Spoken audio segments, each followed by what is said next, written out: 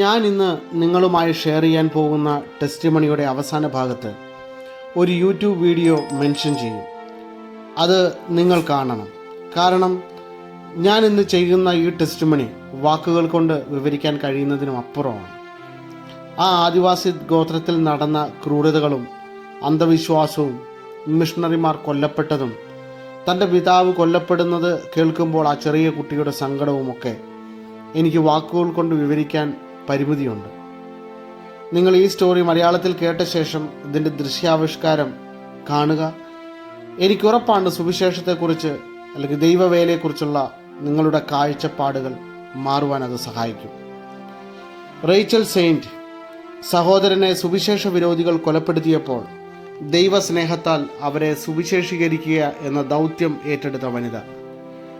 Elizabeth ഏലിയറ്റിൻ്റെ ഭർത്താവ് gym ഏലിയറ്റിൻ്റെ ഒപ്പം കൊല്ലപ്പെട്ട മറ്റ് 4 മിഷണറിമാരിൽ ഒരാളായിരുന്നു റേച്ചലിൻ്റെ സഹോദരൻ നാറ്റ് സെയിൻറ്റ്. നാറ്റ് സെയിൻറ്റ് ആയിരുന്നു ആ ചെറുവിമാനം പറത്തിയിരുന്ന പൈലറ്റ്. തൻ്റെ മകൻ പിതാവ് ഗോത്രവർഗക്കാരുടെ ഇടയിൽ പോകുവാൻ ചെറുവിമാനം എടുക്കുമ്പോഴെല്ലാം താൻ ഭയപ്പെട്ടിരുന്നു. തൻ്റെ പിതാവിന് അപകടം പറ്റുമോ, അയാൾ കൊല്ലപ്പെടുമോ എന്ന് ഭയപ്പെട്ടതുകൊണ്ട് താൻ റേച്ചൽ സെയിൻറ്റിനോട് ചോദിച്ച്, ഞാൻ നിങ്ങളുടെ സുഹൃത്താണ്, ശത്രുവല്ല എന്ന് ഹൊരണിയിൽ പറയാൻ പഠിച്ചിരുന്നു. തൻ്റെ അപ്പൻ അവസാനമായി തനിക്കൊരു ചെറുവിമാനവും ഉണ്ടാക്കി കൊടുത്ത് തന്നെ ചേർത്ത് പിടിച്ച് ചുംബിച്ച് പോകുവാൻ തുടങ്ങുമ്പോൾ മകൻ അപ്പനെ അടുത്തു നിർത്തി അപ്പനോട് പറഞ്ഞു, ഹോരണി ഭാഷയിൽ പറഞ്ഞു കൊടുത്തു, ഞാൻ നിങ്ങളുടെ സുഹൃത്താണ്, ശത്രുവല്ല എന്ന്.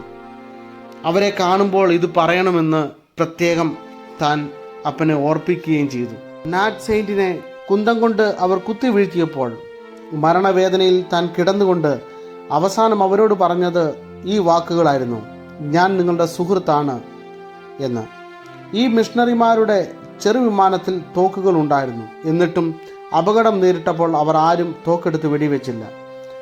അപ്പൻ മരണവേദനപ്പെട്ട് കിടക്കുന്ന സമയത്ത് മകൻ വിമാനത്തിനുള്ളിലെ ട്രാൻസ്മിറ്റർ വഴി കണക്ട് ചെയ്യുവാൻ ശ്രമിക്കുന്നുണ്ടായിരുന്നു. പലതവണ ഡാഡി ഡാഡി എന്നുള്ള വിളികൾ താൻ കേട്ടുകൊണ്ടിരുന്നുവെങ്കിലും തിരിച്ചൊരു വാക്കുപോലും തനിക്ക് ഉച്ചരിക്കുവാൻ കഴിയുന്ന സാഹചര്യമായിരുന്നില്ല. ഈ ഗോത്രവർഗക്കാർ വലിയ ക്രൂരന്മാരായിരുന്നു. അവർ ചെറുവിമാനം തല്ലിത്തകർക്കുവാൻ നോക്കി. ട്രാൻസ്മിറ്ററിൽ നിന്നും വന്ന ശബ്ദം കാരണം അവർ അതിൽ നോക്കിയപ്പോൾ നാറ്റിൻ്റെ മകൻ്റെ ഫോട്ടോ അവർക്ക് ലഭിച്ചു. എന്നാൽ ഗോത്രവർഗക്കാർ ഭയപ്പെടുന്ന ഒരു സംഭവം അപ്പോൾ നടന്നു. അതിഭയങ്കരമായ ഒരു പ്രകാശം ആ സ്ഥലത്തേക്ക് ഇറങ്ങി വന്നതായിരുന്നു അത്. ആ പ്രകാശം താഴെ ഈ മരണത്തെ മുഖാമുഖം കണ്ടുകിടന്ന മിഷണറിമാരുടെ അടുത്ത് വെളിപ്പെട്ടു. ആ തേജസ്സിനുള്ളിൽ അവിടെ ദൂതന്മാരുടെ അകമ്പടിയോടുകൂടെ അവരുടെ ആത്മാക്കൾ ദൈവത്തിങ്കിലേക്ക് ചേർക്കപ്പെട്ടു. എന്നാൽ ഈ വെളിച്ചം കണ്ട് ഭയപ്പെട്ടു പോയ ഗോത്രവർഗക്കാർ കാടിനുള്ളിലേക്ക് ഓടിമറഞ്ഞു. അവർ ഭയപ്പെട്ടു പോയിരുന്നു. ഈ വെളിച്ചം കണ്ടത് സാക്ഷ്യപ്പെടുത്തിയത് അന്നത്തെ ഹോരണി ഗോത്രവർഗത്തിൻ്റെ നേതാവായിരുന്ന നാറ്റിൻ്റെ നെഞ്ചിൽ വലിയ കുന്തം കുത്തിയിറക്കിയ വ്യക്തി രക്ഷിക്കപ്പെട്ട് കഴിഞ്ഞതിന് ശേഷമായിരുന്നു. എന്നാൽ റേച്ചൽ സെയിൻറ്റും സംഘവും തങ്ങളുടെ പ്രിയപ്പെട്ടവരെ നിഷ്കരുണം വധിച്ച ഇക്കഡോറിലെ ഹോരണി വർഗത്തെ സ്വന്തം ജീവൻ പോലും ഗണ്യമാക്കാതെ സുവിശേഷം അറിയിക്കുകയും പരസ്പരം കൊല ചെയ്തിരുന്ന ഒരു സമൂഹത്തെ സ്നേഹിക്കുവാൻ പഠിപ്പിക്കുകയും ചെയ്തു. പെൻസിൽവാനിയയിലെ പിൻകോട്ടിൽ 1914 ജനുവരി 2 ലോറൻസ് സെയിൻറ്റ് കാന്തറിൻ ദമ്പതികളുടെ മകളായി റേച്ചൽ ജനിച്ചു. ഏക സഹോദരനായിരുന്നു നാറ്റ് സെയിൻറ്റ്. ചെറുപ്രായത്തിൽ തന്നെ സുവിശേഷ വേല ചെയ്യുവാനുള്ള വിളിയുണ്ടായതിനാൽ Philadelphia school of the Bible എന്ന വേദപഠനശാലയിൽ വചനം പഠിക്കുകയും ന്യൂജേഴ്സിയിലെ കെസ്വിക് കോളനി ഓഫ് മേഴ്സിയിൽ പ്രവർത്തിക്കുകയും ചെയ്തു. 1942 തനിക്കുണ്ടായ ഒരു ദർശനമാണ് റേച്ചലിനെ ഹോരണി ഗോത്രവർഗക്കാരുടെ ഇടയിൽ ശുശ്രൂഷയ്ക്ക് ഇറക്കിയത്. നിബിഡ വനത്തിനുള്ളിൽ അല്പവസ്ത്രധാരികളായ ഒരു കൂട്ടം ആളുകൾക്കിടയിൽ നിന്നുകൊണ്ട് താൻ സംസാരിക്കുന്നതായാണ് അവൾ കണ്ട ദർശനം. അമേരിക്കയിലെ കറുത്ത വർഗക്കാരോളം കറുപ്പോ ശരീരവലിപ്പമോ അവർക്കില്ല. ബ്രൗൺ നിറമുള്ള സാമാന്യം സൗന്ദര്യമുള്ള ഈ കൂട്ടർ ഭൂമിയിൽ എവിടെ താമസിക്കുന്നു എന്ന് അവൾക്കറിയില്ലായിരുന്നു. 1948 തൻ്റെ സഹോദരൻ ഇക്വഡോറിൽ സുവിശേഷ പ്രവർത്തനം നടത്തുന്ന സ്ഥലം സന്ദർശിച്ച റേച്ചൽ അത്ഭുതപ്പെട്ടു പോയി. താൻ ദർശനത്തിൽ കണ്ട അതേ മനുഷ്യർ അതേ രൂപത്തിലും ഭാവത്തിലും വനത്തിനുള്ളിൽ നിൽക്കുന്ന കാഴ്ച വിമാനത്തിലിരുന്ന് അവർ ദർശിച്ചു.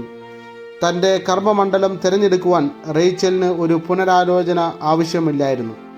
ബൈബിൾ പരിഭാഷയിൽ താല്പര്യമുണ്ടായതിനാൽ വിക്ലിഫ് ബൈബിൾ വിവർത്തകരോടൊപ്പം ചേർന്നു. റേച്ചലിൻ്റെ ആദ്യ നിയമനം പെറുവിലെ പിറോ, ഷാപ്ര എന്നീ ഗോത്രക്കാരുടെയിലായിരുന്നു. എന്നാൽ തൻ്റെ സഹോദരനോടൊപ്പം ഇക്വഡോറിൽ ഹോർണികൾക്കിടയിൽ പ്രവർത്തിച്ച് തൻ്റെ ദർശനം സാക്ഷാത്കരിക്കുന്നതിനായി അവിടെ പോകുവാൻ താൻ ആഗ്രഹിച്ചു. താമസിയാതെ അവിടേക്ക് സ്ഥലം മാറ്റം വാങ്ങി 1955 ഫെബ്രുവരിയിൽ കാതറിൻ പീക്ക് എന്ന സഹപ്രവർത്തകയോടൊപ്പം ഹോരണി അതിർത്തിയിൽ ഒരു പ്രവർത്തന കേന്ദ്രം കണ്ടെത്തി അവിടെ താമസമാക്കി. ഭാഷ പഠിക്കുന്നതിനുള്ള ശ്രമങ്ങൾ ആരംഭിച്ച റേച്ചലിന് ഭാഗ്യവശാൽ ഹോരണി വംശജയായ ഡയൂമ എന്ന സ്ത്രീയെ കൂട്ടാളിയായി ലഭിച്ചു. സ്വഭവനത്തിൽ നിന്നും പുറത്താക്കപ്പെട്ട ഡയൂമ മിഷണറി വനിതകളുടെ ഭവനത്തിൽ അഭയം തേടുകയാണുണ്ടായത്. ഹോരണികൾ മറ്റ് യാതൊരു മനുഷ്യരോടും സഹകരിക്കുകയോ ഇടപെടുകയോ ചെയ്യാത്ത കൂട്ടരായിരുന്നു. പുറത്തുനിന്നും ആരെ കണ്ടാലും ഉടൻ കൊന്നുകളയുകയായിരുന്നു അവരുടെ ശീലം. അവർക്കിടയിൽ കലഹങ്ങളും കൊലപാതകങ്ങളും നിത്യ സംഭവങ്ങളായിരുന്നു. തന്മൂലം ആർക്കും അവരോട് അടുക്കാൻ കഴിയാത്ത സാഹചര്യമാണ് ഉണ്ടായിരുന്നത്. ഈ അവസരത്തിൽ ഡയൂമ അഭയം തേടി വന്നത് ദൈവപ്രവൃത്തിയായി റേച്ചൽ മനസ്സിലാക്കി. അവൾക്ക് ആഹാരവും വസ്ത്രവും താമസ സൗകര്യവും നൽകി ജീവന് സുരക്ഷ ഉറപ്പാക്കിയ മിഷണറിമാർക്ക് വേണ്ടി എന്തും ചെയ്തു കൊടുക്കുവാൻ അവൾ തയ്യാറായി. റേച്ചലിനെ ഹോരണികളുടെ ഭാഷ പഠിപ്പിക്കുക എന്ന ദൗത്യം സന്തോഷത്തോടെയാണ് അവൾ ഏറ്റെടുത്തത്. ഡയൂമയിൽ നിന്ന് ഭാഷ മാത്രമല്ല, ആ സമൂഹത്തിൻ്റെ എല്ലാ ആചാരാനുഷ്ഠാനങ്ങളും പ്രവർത്തന രീതികളും റേച്ചൽ മനസ്സിലാക്കി. ഓക്കോ ഇന്ത്യക്കാരുടെ ഗോത്രത്തിലെ ഒരു കുലമായിരുന്നു ഹോരണി. അത്യന്തം അപകടകാരികൾ എന്ന് ഇതര കുലങ്ങൾ വിശേഷിപ്പിച്ചിരുന്ന ഈ കൂട്ടരോട് ദൈവസ്നേഹം പങ്കിടുന്നതിനും സ്നേഹവാനായ രക്ഷകൻ യേശുവിലേക്ക് ആനയിക്കുന്നതിനും ജിം ഏലിയറ്റ് എന്ന മിഷണറിയുടെ നേതൃത്വത്തിൽ 5 പേർ തുനിഞ്ഞിറങ്ങി. ഒരു ചെറിയ വിമാനവും അവർക്കുണ്ടായിരുന്നു. മിഷൻ ഏവിയേഷൻ ഫെലോഷിപ്പിന്റെ മിഷണറി പൈലറ്റായിരുന്ന നാറ്റ് സെയിന്റ് ആണ് വിമാനം പറത്തുന്ന ദൗത്യം ഏറ്റെടുത്തത്. തുടർച്ചയായി ഹോരണി കോളനിക്ക് മുകളിലൂടെ വിമാനത്തിൽ പറന്ന് സമ്മാനങ്ങൾ പൊഴിച്ചു കൊടുത്ത് സൗഹൃദം സ്ഥാപിക്കുവാനും ക്രമേണ അവർക്കിടയിൽ ഇറങ്ങി പ്രവർത്തിക്കുവാനുമാണ് അവർ പദ്ധതിയിട്ടത്. ആദ്യം ഹോരണികൾ സഹകരിക്കുവാൻ കൂട്ടാക്കിയില്ല. എന്നാൽ കുറച്ചു നാളുകൾ കഴിഞ്ഞപ്പോൾ അവരിൽ ഒരാൾ ധൈര്യപൂർവം മുമ്പോട്ട് വരികയും മിഷണറിമാരോട് സൗഹൃദം സ്ഥാപിക്കുകയും ചെയ്തു. അയാളുടെ നിർദ്ദേശപ്രകാരം ജനവാസ പ്രദേശത്ത് നിന്നും 4 മൈൽ ദൂരെയുള്ള ഒരു ബീച്ചിൽ വിമാനമിറക്കി ഹോരണികളെ കാത്തുനിന്ന മിഷണറിമാർക്ക് അപ്രതീക്ഷിതമായി ജീവാപായം സംഭവിക്കുകയായിരുന്നു. ഓക്കോ ഇന്ത്യക്കാരെ നേടുന്ന സംരംഭം ഈ സംഭവത്തോടെ അവസാനിപ്പിക്കുവാൻ മിഷൻ സംഘടനകൾ ഒരുമ്പെട്ടപ്പോൾ ധീരമായ മുന്നേറ്റത്തിനായി ഉറച്ച കാൽവയ്പോടെ റേച്ചൽ സെയിന്റും എലിസബത്ത് ഏലിയറ്റും മുമ്പോട്ട് വന്നു. കൈക്കുഞ്ഞായിരുന്ന മകളെയും കൊണ്ടാണ് എലിസബത്ത് വേലയ്ക്കിറങ്ങിയത്. റേച്ചലിന് ഹോരണികളെ സുവിശേഷീകരിക്കുക എന്നത് ജീവിത ദൗത്യമായി തീർന്നു. ഡയൂമ എല്ലാ പിന്തുണയും നൽകി ഒപ്പമുണ്ടായിരുന്നത് അവൾക്ക് വലിയ വിജയമായി. തൻ്റെ സഹോദരനുണ്ടായ ദാരുണാന്ത്യം ഓക്കോ ഇന്ത്യക്കാരെ കൂടുതൽ സ്നേഹിപ്പാനും അവർക്ക് വേണ്ടി പ്രാർത്ഥിപ്പാനും അവൾക്ക് കൂടുതൽ പ്രേരണ നൽകിയതേയുള്ളൂ. റേച്ചൽ ഇക്വഡോറിൽ വന്ന് 1 വർഷത്തോളമായപ്പോഴാണ് 5 മിഷണറിമാർ കൊല്ലപ്പെട്ടത്. ഇതിനോടകം അവൾ ഭാഷ പഠിച്ച് ബൈബിൾ വിവർത്തനത്തിനുള്ള അടിസ്ഥാന നടപടികൾ ആരംഭിച്ചു കഴിഞ്ഞിരുന്നു. മർക്കോസിന്റെ സുവിശേഷമാണ് ആദ്യമായി വിവർത്തനം ചെയ്യുവാൻ ആരംഭിച്ചത്.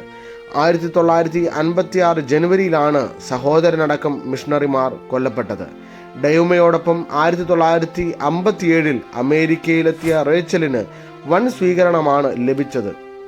മാതാപിതാക്കളെ കണ്ടപ്പോൾ അവൾ വികാരാധീനയായി. ഏകമകൻ രക്തസാക്ഷിയായതിൽ ആ സുവിശേഷ സ്നേഹികൾ സന്തോഷിച്ചതേയുള്ളൂ.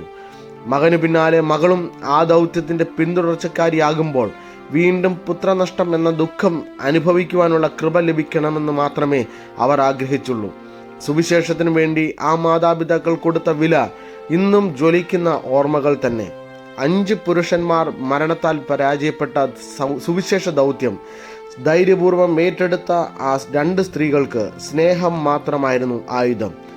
ഒരു വർഷത്തിനുള്ളിൽ ഹോരണികളുടെ ജനവാസ പ്രദേശത്ത് താമസമാക്കത്തക്ക വിധം യജ്ഞം ഫലം കണ്ടു. 1959 ഫെബ്രുവരിയിൽ അവർ ഹോരണികൾക്കിടയിൽ താമസം ആരംഭിച്ചു. ഒരു ഡിക്ഷണറി ഉണ്ടാക്കുന്ന ദൗത്യം റേച്ചൽ സഹോദരന്റെ മരണത്തിന് മുമ്പ് തന്നെ തുടങ്ങിയതാണ്. അത് പൂർത്തീകരിക്കുവാനും തനിക്ക് സാധിച്ചു.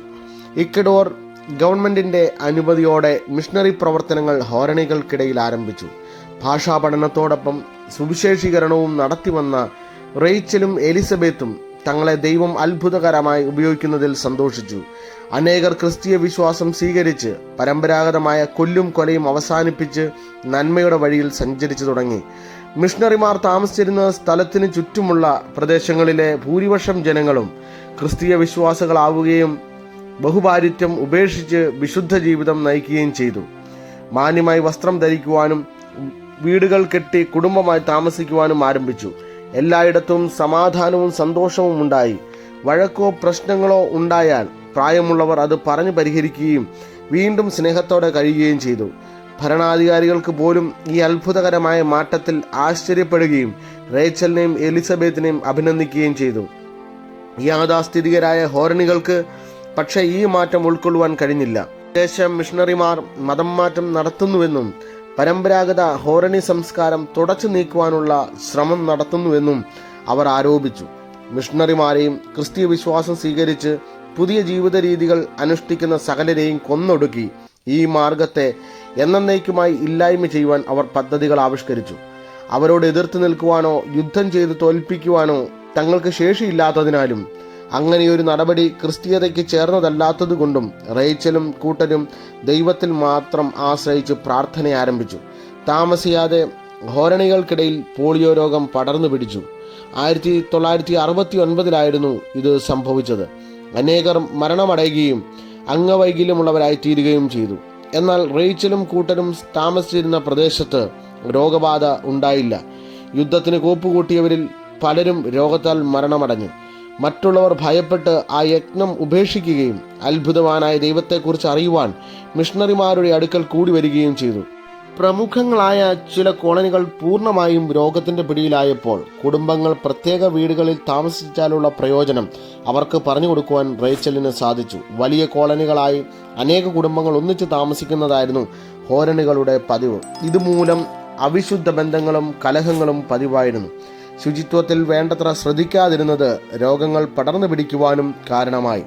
സ്വന്തമായുള്ള വീടുകളിൽ താമസിച്ചാൽ ഈ പ്രശ്നങ്ങൾക്കെല്ലാം പരിഹാരമാകുമെന്ന് മനസ്സിലാക്കി കൊടുത്തപ്പോൾ അനേകർ അതിന് തയ്യാറായി. കുട്ടികൾക്ക് വിദ്യാഭ്യാസം നൽകുന്നതിനുള്ള ക്രമീകരണങ്ങളും ചെയ്തു. താമസിയാതെ ഹോരണി ഗോത്രത്തിന് ഓക്കോ ഇന്ത്യക്കാർക്കിടയിൽ ഏറ്റവും മാന്യമായ സ്ഥാനവും അംഗീകാരവും ലഭിച്ചു. എലിസബത്ത് ഏലിയറ്റ് മകളുടെ വിദ്യാഭ്യാസത്തിനായി അമേരിക്കയിലേക്ക് മടങ്ങി. റേച്ചൽ കൂടുതൽ ശക്തമായി പ്രവർത്തനങ്ങളിലും വ്യാപൃതയായി.